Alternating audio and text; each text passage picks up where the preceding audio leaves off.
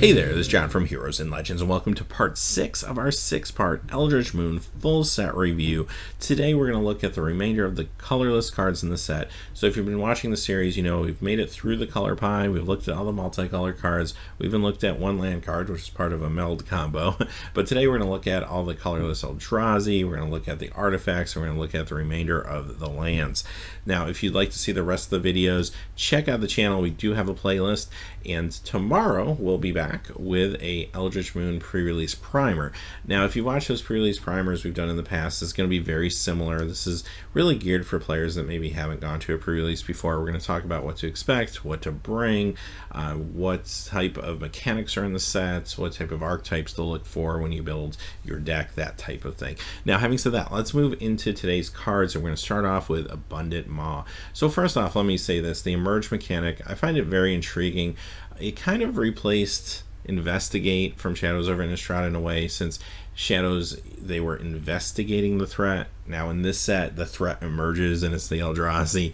Now you will notice there are a couple emerge costs with black in the cost. However, most of them you're going to find are Simic costs. Not really sure why they decided to throw a couple with black cost in there, but definitely you'll see these are mostly Simic and kind of fit into that archetype and limited. You also see that I think most of these cards are going to be more tuned for limited play than anything else. There's one or two that could see some constructed play, and we'll get to those, but for the most part these are going to be limited cards. I feel like maybe they were a little scared that the Emerge mechanic could be maybe a little too good, because in the past, whenever you've had ways to put spells out there for ways other than just paying the full price of the mana, that has turned out to at times to be very powerful. So I think they were really careful when they designed these, and some of these feel maybe a little weakened in development. So having said that, let's look at this one in particular. This is a fine limited card. I mean, a 6/4, okay, not super exciting, but it's a good beater. It's just fine. And it also drains 3 life when you cast it. Okay, that's fine. The Emerge cost, I think, does make it economical as long as you have a creature that's expendable to get rid of. And there are creatures that work well with Emerge that will give you a benefit either when they're sacrificed or when they die and go to the graveyard or what have you. So you'll be able to find some good synergies probably in your pool if you look for them. They're definitely out there, especially in green and blue, of course. Next we have Decimator of Provinces, and this one's a little more flashy, maybe a little more exciting. This one is a mythic. Now a couple things you want to realize though. First off, you have to cast it to get the ability, the +2/+2 and trample to all your creatures. So reanimation's not going to cut it. However, if you reanimate this thing unlimited, you're still getting yourself a 7/7 trample haste creature. That's actually still really, really good. So whether you're trying to reanimate and try to cheat this thing into play, or if you're just trying to ramp a little bit and then sacrifice a creature and pay the Emerge cost, it's still going to be good for you in limited either way. You're going to be quite happy that you open this card and you got to play with it, right? So as far as outside of limited goes, I think this is good in Commander. I think it's a fine card if you can build around it. Obviously, you now would have the use of, say, a lot of mana dorks like Llanowar Elf and so on and so forth. This card becomes a little bit better, I think, in Commander, and it's also a fantastic cube card if you're looking for something interesting to put into your cube and maybe you don't want to use Craterhoof Behemoth again. This is a good replacement for that in the cube if you want to try something different. As far as Standard goes, I don't know if it will get there, at least right now in Standard. I think the ramp decks just are maybe a little too slow and inconsistent compared to the just blistering fast aggressive decks that we've been seeing in the meta. However, in the future, maybe post-rotation, things will change enough that this could get a chance. So keep an eye on it. I have no doubt at some point someone is going to build a standard viable deck with this card. Not sure if it's going to be right now or down the road a few months. Distended Mindbender. This is actually a really good card. I don't know if it's going to cross over into Standard at this point or not, but I will say, let's talk about Limited first. I mean, 5/5, and it has a very, very powerful effect on it. So if you're able to cast even a small creature, sacrifice it, pay a cheaper Emerge cost, get yourself a nice little limited beater, and you get the effect, that could be quite good and even be possibly game warping. Now, it is a very powerful effect. The only thing that is slightly awkward for me in Standard is the fact that, yes, you do have to set it up a little bit, and by the time you set it up, will your opponent be able to drop a lot of the cards out of their hand that matter. Yeah, possibly, right? So I don't know. I wouldn't count it completely out of standard play yet, but I feel like it might be difficult to get it to work well. But yeah, definitely a good limited card if nothing else. Drownyard Behemoth. The biggest plus on this card, I think, is flash. I like the fact that if I have a creature that's going to die anyway, I can just flash this in, sacrifice it to help pay the emerge cost. That's actually kind of cool. And you get a 5/7 out of it, and it has hexproof for the turn it comes into play, which is okay. But because it's just a big beater again, it's going to be kind of relegated to limited, but I think it's a fine limited card. Next we have Elder Deep-Fiend, and this is probably my favorite of all the emerge cards. This one I think is the real deal. Now here's what I like about it. It has flash. It has a very, very reasonable emerge cost with 2 blue and 5. 5/6 body is decent, especially considering the emerge cost. But most importantly, that effect is actually something you don't see very frequently in current day Magic. The fact that when you cast this, it taps up to 4 target permanents. Not creatures, not non-land permanents, but permanents. That's actually a pretty big deal. It gives you tons of versatility. There's a lot of stuff you can do with this. So a few examples would be, I can tap down a bunch of creatures to get in for a lethal attack potentially. I could tap down my opponent's lands and virtually time walk them so that they can't cast what they want to cast that turn. I can tap down a problematic artifact if I need to. Whatever it is a at least temporary answer to it, and I really like that. Because of that, I think this is standard playable. I think this potentially even might be playable in other formats, maybe modern. Just have to find the right deck for it. But the power level, I think, is certainly there. This is also going to be really fun in Commander, a good cube card too. Next we have Emrakul, the Promised End. Well, here she is, Emrakul. She's awesome, obviously.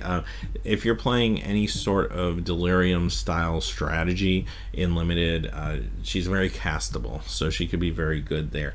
And you do want to think even beyond the limits that you might normally think of when you're building your deck for Delirium when you use her, because you really want to go all out to make sure you have like the enchantment you can sacrifice, the artifact creature that could end up in your graveyard. You really want to make sure you extend that as much as you possibly can, but you can get there and add a little bit of ramp to it, and it's very, very castable. So it's a great creature. But even if you were to cheat this into play with, say, Reanimation or something like that, it's still good. Okay, I don't get the controlling my player's turn effect, but it's still a 13/13 flying trample protection, for instance.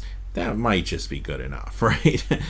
Having said that, I do think this will see standard play at some point. Obviously, it combos well with any card that's going to cheat it into play. But the only thing that's awkward right now is you have the other Titans that are competing with it. And I think Ulamog actually might be just as effective, and it's a little bit cheaper. So I don't know if this is going to beat out Ulamog in that style of deck, but I do think that there's going to be that style of deck out there, and I think post-rotation, when Ulamog goes away, Emrakul will just kind of fit into that slot, and I think will be pretty much just as good. So this will see standard play. Once you get into other formats, it is competing with a lot of big cards, including the original Emrakul. So I don't know if it's always going to see a lot of play beyond standard, but what's kind of fun is it is a decent commander card, and the previous Emrakul is banned in commander, so hey, you get to use this one instead. That's actually kind of cool. It's also a good cube card as well. Next we have Eternal Scourge, and this is the only Eldrazi other than Emrakul, I believe, that is an emerge card.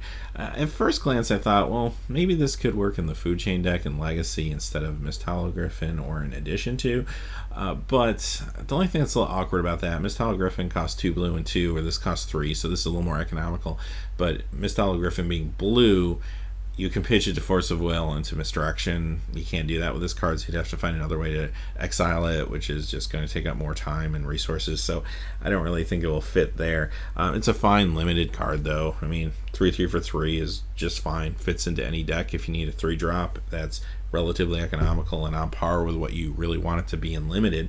As far as standard goes, I don't really see a home for it there. I mean, it does combat things like processors pretty well, but there's not really a lot of that going on in standard.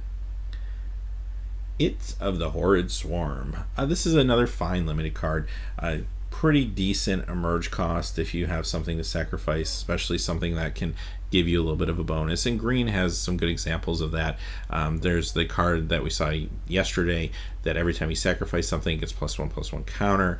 There's also another card we saw yesterday that when you sacrifice it, you're able to get a 3/2 Eldrazi token. So look for those synergies. Those type of things make these cards a lot better. But on its own, it's okay in limited. I mean, you're getting 6/6 power toughness on the board, and you are spreading that out between 3 creatures, which can be good sometimes. Lasheed Lurker. This one's in Simic colors for the emerge cost, and it's actually pretty decent. I always like this effect. I'm a sucker for this effect, putting a permanent on top of its owner's library. It can really put your opponent back in certain situations. Almost feels like a time walk sometimes.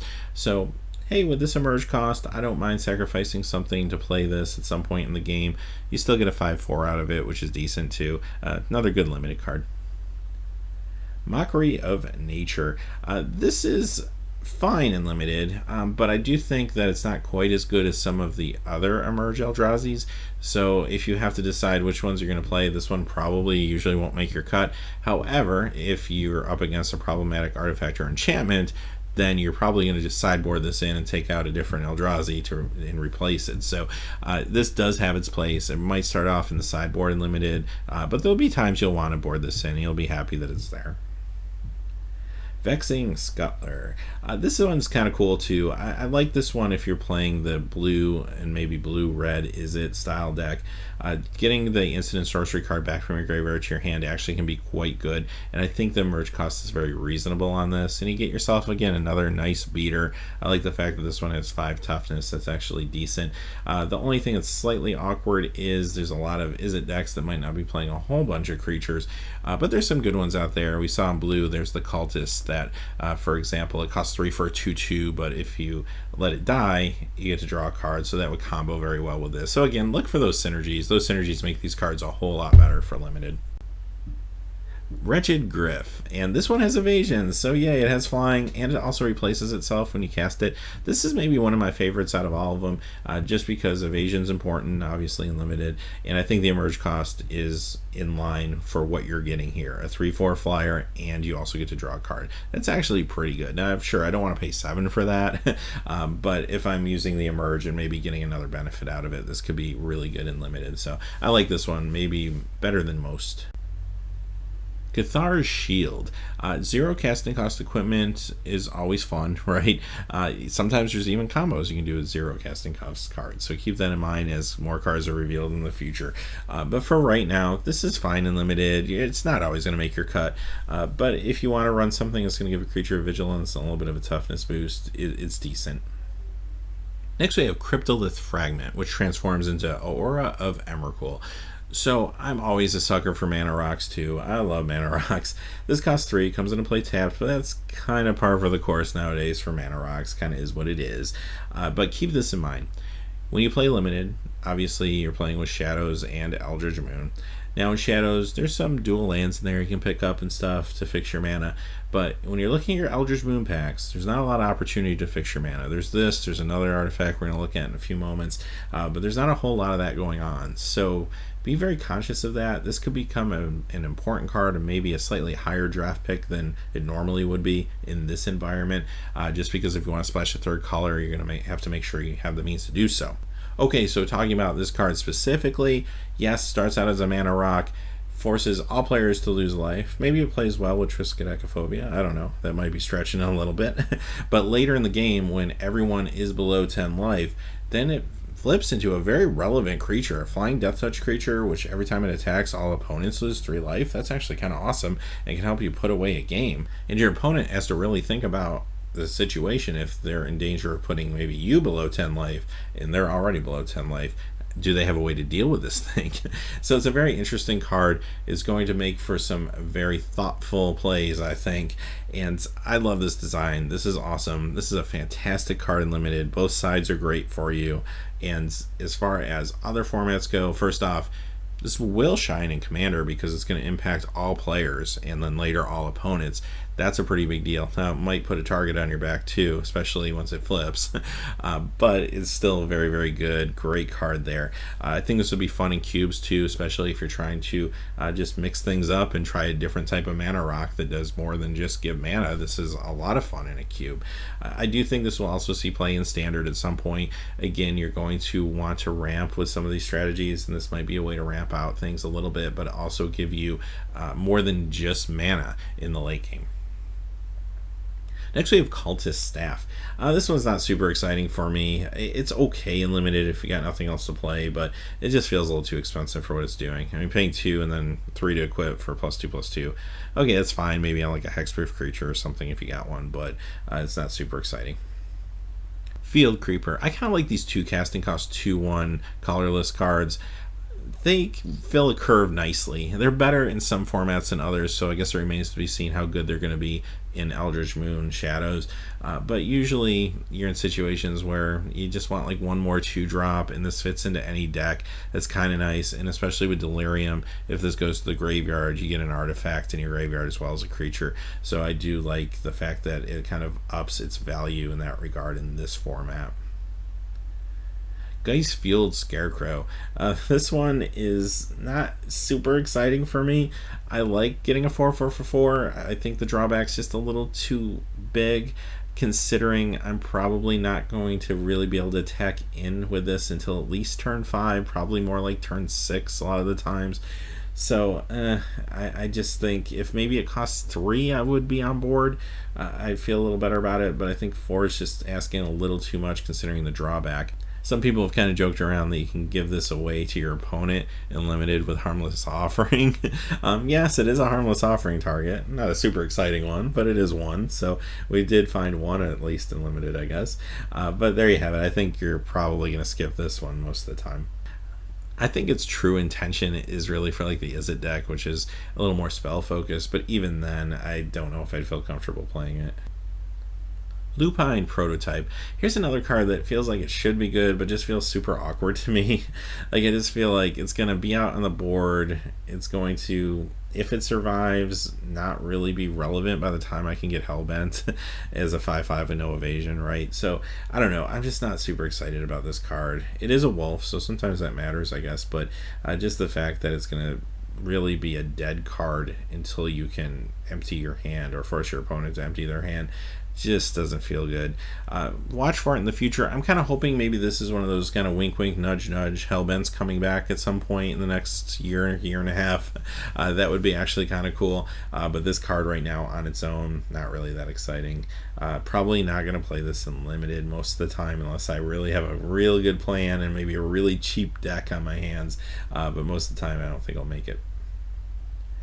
Slayer's Cleaver, another artifact I'm not super thrilled about, and just because of the cost. I mean, +3/+1's great, but do I want to pay 3 and then 4 to equip this thing? And I realize, Bone Splitter is just too powerful, so they're not going to make cards like that anymore, but this one just seems like they've gone a little too far the other direction. Soul Separator. This one's a lot of fun. I like this card a lot. I mean, I don't know if it's going to be competitive from like a standard point of view because of the costs involved. However, this is going to be really good in limited, I think, and this is going to be incredible in Commander and Cube. Just imagine like being able to target like any of the Titans, for example, with this. That would be like super fun, right? So if you have a good target for it in limited, it's very, very playable. But yeah, Commander and Cubes, this will be an amazing fun card, I think, in those formats. Stitcher's Graft. Here's another one that, again, kind of feels like it should be good, but then at the same time feels like, do I really want to do that? +3/+3, and it only costs 1 to cast and 2 to equip. That sounds awesome, but now I have to think, okay, when I attack with it, I can't attack with it next turn. It's going to stay tapped, so I'm slowing down the creature quite a bit. Now, if I have some tricks, there's a lot of combat tricks out there that untap a creature. If I have a fair amount of those, maybe it's worth trying to run it and trying to find some value in it in limited, but I think most of the time we're going to skip it. Again, I think a lot of these artifacts that sort of feel mediocre might be because we're coming up on a block soon where artifacts are probably going to matter, and these actually might get a little bit better. Next we have Terrarion, and this is actually a reprint from the first Ravnica, City of Guilds. And this time around it's a common, and this is the type of card you're going to need if you are looking to splash a third color sometimes in Limited. So this is going to see a lot of Limited play. Again, this could potentially also be a high draft pick for any deck that's looking to go with a third color. So don't undervalue it in draft. At some point you may need it. I think sometimes people might just pick this up just in case they decide to go 3 colors early on in a draft. So keep an eye on this card. I think it's going to be a big key to your Limited format in some ways. Thirstins Axe, another card I'm not super excited about. Again, I'm paying too much for this effect. I feel like 3 and then 2, and okay, it's +4, but then also my opponent has the say in a lot of ways to decide if my creature is going to live or die. It just doesn't feel that great. So yeah, again, probably one I'm usually going to skip. All right, let's move on to the last couple lands in the set. We have Gear Reach Sanitarium, and keep in mind this is a legendary land when you play it. This card I really like a lot. Now, when you first look at it, it kind of feels like, oh, it's a very symmetrical ability. Why would I use this? I'm paying 3 mana basically to loot, and I'm also letting all my opponents loot as well. Doesn't feel wonderful, but where this card becomes great is you build a deck where you get a lot more advantage out of the loot than your opponents will. That's really how this works. So I'm going to be thinking of Madness strategies, Delirium strategies, Dredge strategies. That's why you play a card like this, and in those situations this all of a sudden becomes really, really good. So watch out for this one. I think this is going to see play in Standard. I think this is going to see play in Modern, even maybe Modern Dredge. Now, I have never played Dredge myself, so maybe if there's a Dredge player out there, I'd like to leave a comment with some more insight. I'd love to hear it. I played against Dredge quite a bit, but I feel like this is a card that maybe at least in Modern Dredge could be interesting. Anytime you want to populate your graveyard, reanimation strategies, for example, there's just so many things you can be doing with this card that make it better for you than your opponent. And if your opponent ever gets hellbent, then this is fantastic, because now you're looting and they're milling. So if you have maybe some discard effects to go along with it or something like that, it could be even better. This is also a really amazing card in Commander because it is just one of those political cards. Sometimes people are just going to kind of want you to use it. I think that's awesome too. So great card. Watch out for this one. I feel like there's a lot of potential here. I feel like this could be one of those cards years down the road we could be saying, wow, they really need to reprint this in Modern Masters or something like that, because I think it could be quite good. Next we have Nephalla Academy. This is an interesting card. Now basically, if my opponent forces me to discard a card, and I can't do it to myself, it has to be from an opponent, then I'm given the choice. I can either discard the card like normal, or I can put it on top of my library. That's fine. I like options like that. Now, many times, if I have to discard something, putting it on top of my library could be just as bad because of the tempo play that my opponent's getting. It's almost like being time walked in a lot of ways. So the upside of this card isn't always going to be a very good upside for you. It might not really make much of a difference. But the fact is, it is optional. So if it's optional, what's the harm in it, right? But here's what you want to take into account before you throw this in your deck. You are replacing this with something else. So this card, which doesn't really, to me, honestly feel like it's doing a whole lot, is taking up a slot in your deck. Now, if you're playing mono white, for example, that might be fine because you can just put this in a land slot. You shouldn't really have any color issues, right? In mono white, I would hope. Then this is just a bonus fine land ability that is just maybe better than not having it. Once you go up to 2 colors, it's still probably okay most of the time if you're relatively even in the 2 colors, but you're starting to take a little more risk. Once you go up to 3 colors, even if you're just splashing a 3rd color, now you're taking a fair amount of risk where I'm going to start to feel like, I really don't want this in a land slot anymore. Now, if my opponent does have a lot of really backbreaking discard effects, then maybe in a case like that I sideboard it in, but if I do, I sideboard it in place of a spell and not a land, because I just don't want to have to worry about my color for an effect that may or may not be good for me at some point in the game, maybe. So that's the problem with this card in general. Again, if you're comfortable with your mana base, yeah, why not throw it in there? Sideboard it in if you need it. Other than that, I don't see it getting a whole lot of play, quite honestly. having said that, we made it. We got through the whole set. So thanks for watching this video, but also thanks for watching the whole set review. These are very time consuming to put together and very difficult for one person to do, quite honestly. But I enjoy doing them, and I hope they helped a little bit. It's inevitable when I'm looking at this many cards, especially so quickly, that I read something wrong. At some point I'll make some mistake, obviously, or definitely evaluate something incorrectly. But at the same time, I hope you can watch these videos, draw your own conclusions from things, and get something out of them. And if you did, then I feel like my time was well worth it. But having said that, tomorrow we will be back with another video. We're going to talk about the pre-release and do a pre-release primer. Especially good if you've never been to one before, I think. But until then, hey, thanks for watching. Please remember to like and subscribe, and have a great day. Hey, thanks as always for watching. This video, like all my videos, was made possible by the generous support of viewers like you on Patreon. Even a donation of $1 helps me to keep growing this community and creating better quality videos for all of you. Check out our Patreon page for exclusive giveaways and future goals for the channel. If you haven't had a chance yet to subscribe, hit that subscribe button so you don't miss any of the MTG news, spoilers, set reviews, product openings, or finance videos on Heroes and Legends. Talk to you again soon, and have a good day.